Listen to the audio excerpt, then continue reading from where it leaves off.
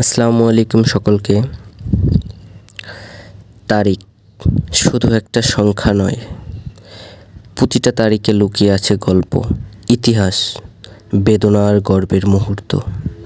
আজকের দিনটি হয়তো তোমার, কিন্তু তার পেছনে আছে এক বিশেষ কাহিনী। চলো শুনি আজকে তারিখের গল্প। শ্রোতা বন্ধুগণ, আজকের এই দিনে আমরা ভারতের একটি গুরুত্বপূর্ণ ইতিহাস গড়া ঘটনা স্মরণ করছি। আজকের এই দিনে ভারতের পারমাণবিক পরীক্ষা চালানো হয়। ভারত প্রথম পারমাণবিক পরীক্ষা চালায় 1974 সালের 18 মে। এই পরীক্ষাটি ছিল স্মৃতি নামে পরিচিত। এটি ভারতের শক্তি ও প্রযুক্তিগত উন্নয়নে একটি মাইলফলক, যা দেশকে বিশ্ব মানচিত্রে পারমাণবিক শক্তিধর দেশ হিসেবে প্রতিষ্ঠিত করেছিল। এরপর 1998 সালের 11 ও 13 মে ভারত পুনরায় মালভূমি পারমাণবিক পরীক্ষা চালিয়ে নিজের সামরিক ক্ষমতা আরও শক্তিশালী করে।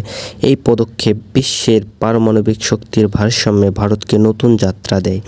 ভারতের পারমাণবিক পরীক্ষার মাধ্যমে দেশের নিরাপত্তা নীতিতে পরিবর্তন আসে, পাশাপাশি তার বৈশ্বিক কূটনীতির অবস্থানও প্রভাবিত হয়।